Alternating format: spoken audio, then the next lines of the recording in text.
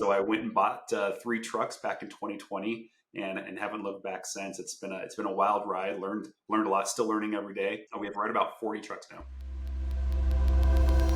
Daniel here from the Truck Insurance Channel, along with Damien from Rollzi. Damien, if you want to introduce yourself real quick. Hi, good afternoon, Daniel. Thanks for having me. Again, my name is Damien Hutchins. I'm one of the co-founders over at Rollzi. We're a full truckload carrier, drivers roll W-2, running about 40 trucks now, both on the West Coast and in the Midwest. Mostly West Coast, just up and down the coast, right? Yep, on the West Coast, we basically just do Seattle to Los Angeles and points in between. How did Rollzi come to be? I love trucks, always have. I'm basically a really tall toddler, and I always wanted to get into the trucking industry, but I've been working in tech my whole career, and there wasn't really an opportunity to sort of marry my tech skills with trucking until I was working in Seattle back in 2018, 2019, and happened to be in the same city as a company called Convoy, which was trying to digitize some of the brokering activities. And so at that point, I knew I got to get over to Convoy so I can get into the business, and learned a lot about the business side of trucking, about getting loads from shippers and giving them to truckers and understanding lanes and head haul markets and back haul markets. And really, it was super interesting from an economics perspective, as well as a business perspective, and sort of found where I thought the opportunity might be for a full truckload carrier, and thought, man, I love being close to the truck. I actually ran the brokerage part of the business at Convoy. So I went and bought 3 trucks back in 2020, and haven't looked back since. It's been a wild ride. Learned a lot. Still learning every day, but really love doing what I'm doing.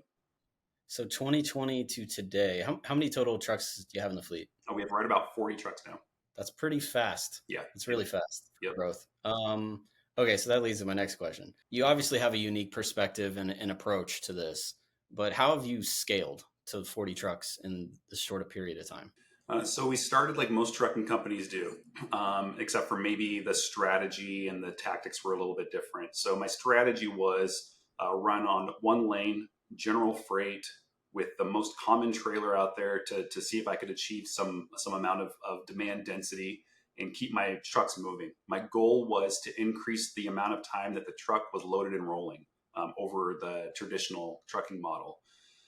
So we were mostly just getting brokered freight, just like most trucking companies do when they start.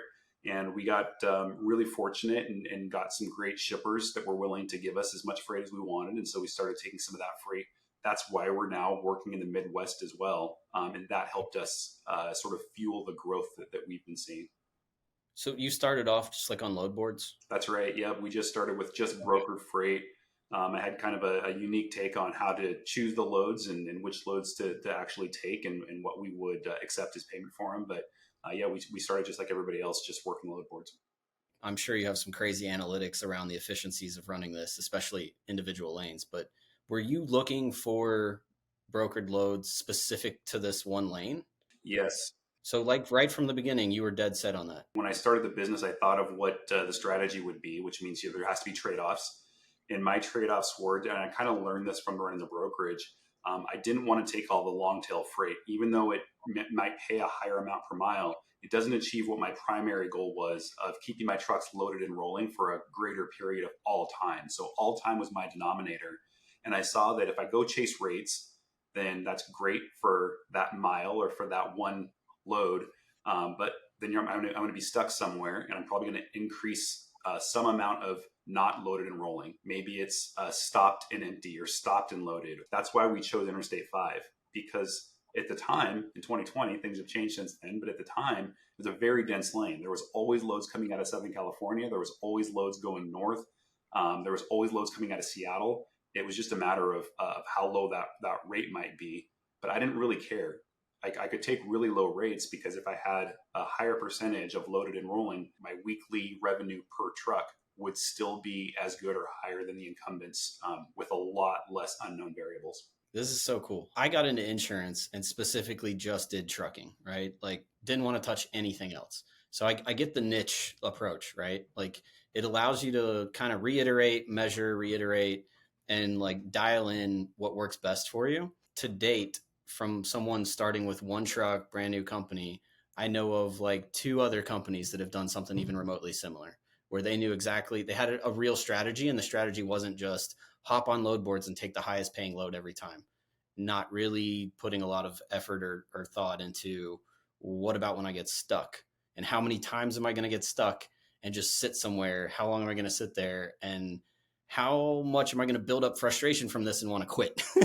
Like, because I feel like that's a big factor for a lot of people. We've helped tons of companies get in.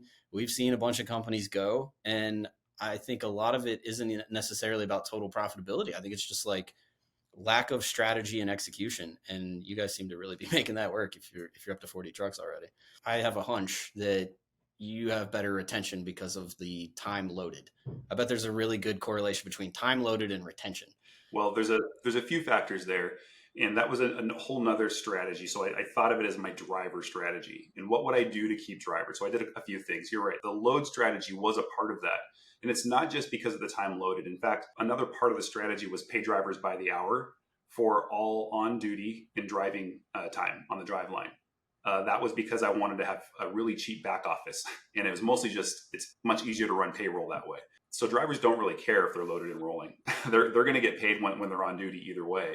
Some of the other things that drivers do like about the strategy, though, is because I started with few trucks and kept them all on one lane, it felt like a bigger company. It was way easier to recover. They had other drivers that they knew from the same company always nearby because they're all going up and down the same highway.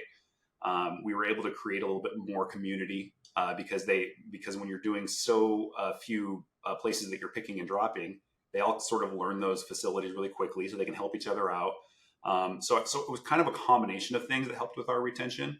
I will say since that time and expansion to the Midwest, we've also, you talked earlier about collecting data and iterating. And my strategy was great for that, but it wasn't really great for having a control group. And so we thought, is this really better than a traditional model? We actually do need a control group. And so as we started expanding, we said, let's dabble with more traditional models so that we can compare, because maybe even though it seems to be working for us, maybe our margins aren't as good as they could be, or maybe just the single lane relay strategy has some flaws. And so we actually have both mileage pay with a more traditional model, as well as my single lane relay strategy. And you're absolutely right. The single lane has much, much higher retention. Our retention is 6% on the one lane on the West Coast, where it's much closer to what a normal trucking company would see over in the Midwest. I thought about that because anytime you have shorter radius, more like a regular route, whatever, with a trucking company, we normally see higher retention. And the first time I ever really experienced this was when we started selling, helping people out with intermodal operations. Normally we're running quotes on drivers and trying to add drivers to policies left and right for people. And I noticed that all these intermodal guys, like, they're rarely asking us to hire or replace drivers. They might ask us to hire a new driver because they're adding, a truck with it. But it was way less that we were trying to replace drivers. So it was like, wow, this is interesting. Like what you're doing, you've kind of got both things going now and comparing the two. That's really cool. What are some of the biggest hurdles or like challenges you've faced over the past 3 years now? It's been a pretty wild 3 years in trucking.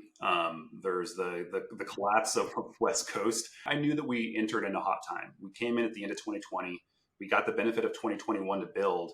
And I knew that wasn't going to last forever. But what I didn't really anticipate was that the Southern California ports were going to just have their freight dry up, and we would see so much less of it. And I didn't anticipate that retailers would have an overstocking problem. And I didn't anticipate that we'd be forecasting a recession for about 18 months. So there's a lot of things that changed that threw a lot of challenges our way. And then, kind of in your world, insurance, we knew that we'd be paying really high insurance rates for year one, but all the brokers that we talked to said, well, year two, it's going to get much easier. And then when we requoted for year two, they said, well, come back year three. So year three, and it didn't seem to ever get any better. So we're really hoping now in year four, at the beginning of the year, we're going to see some benefits. But I know we're paying really high rates now. And we're just, we're setting up the business just assuming that we'll always pay those high rates. When you have 3 years of loss history under your belt going into the fourth year, across the board, I see that as like the best opportunity to start saving on insurance. The whole, second year is not so bad. Well, your second year was first or second highest insurance rate hikes we've ever seen. So like, that's like, you probably did see some savings minus the inflationary aspect of it. So net, it felt bad for us. Yeah. It was tough. It's tough on the insurance side the past couple of years. One little bonus question I'm going to throw at you. Coming from the brokerage side, was there anything that you kind of thought you knew about the asset side with trucks that just really threw you off, surprised you? So many things. I Okay, think okay. from a broker's perspective, especially a tech broker's perspective, you have all these fantastic tools and some of the smartest people in the world trying to solve problems. But at the end of the day, you still are looking at a screen with a bunch of dots on it, and all you know is you have a truckload of something, a truckload of X that needs to go from one place to another place, and the what it actually takes to move that freight isn't completely apparent. So you see a dot that's just not moving, and you're saying, "Why isn't this guy moving? He must just be hanging out at a truck stop." Truck drivers do not want to hang out at truck stops. It's not, for some reason, we at the brokerage, we just thought like, oh, he just doesn't want to move the freight for some reason. That's usually not the case. There's about 50 different things that can go wrong between pickup and drop off. And I was sort of ignorant to all of those things. So yeah, I learned a ton. I think I could probably, if I worked at a brokerage again, I could probably do a lot better job of my job there. Transportation is a relationship business, and if you're not building the relationships, you're not building your company. Yeah, that's right. The technology can help you. I think the technology is huge, and it can make the job easier and let you rely on fewer people to get the job done. But at the end of the day, you still need people, and sort of, there's this idea that you can manage by exception, and then when that exception happens, you can have an offshore team handle it. And it doesn't really work out as well as it might in theory, or as well as it might in other industries. We tried it at Rollzi as well. We said, oh, we can keep a really lean back office, and then we will only handle things when it's a problem that needs a human to interact with it. And unfortunately, it doesn't really work that way. You have a man or a woman in a truck, sometimes living in it for days at a time, and they need support. That was, it sounds stupid for me to say it out loud now. Of course, they need support. But I kind of went into it thinking like, oh, they're probably like me. They're probably introverted and they want to be left alone. That's great. That's not always the case. Sometimes they want. Oh, I can promise you it's not. Yeah, I can promise you. I can spend 2 hours on the phone with a trucker. Yeah, Drop easily. They'll tell me everything. Well, man, I appreciate you coming on. Maybe we'll do this again sometime soon. I've got plenty more I could ask you, but I don't want to take up too much of your time. If anyone has questions, throw them in the comments. Like, subscribe, do all that good stuff, and we'll see you again soon.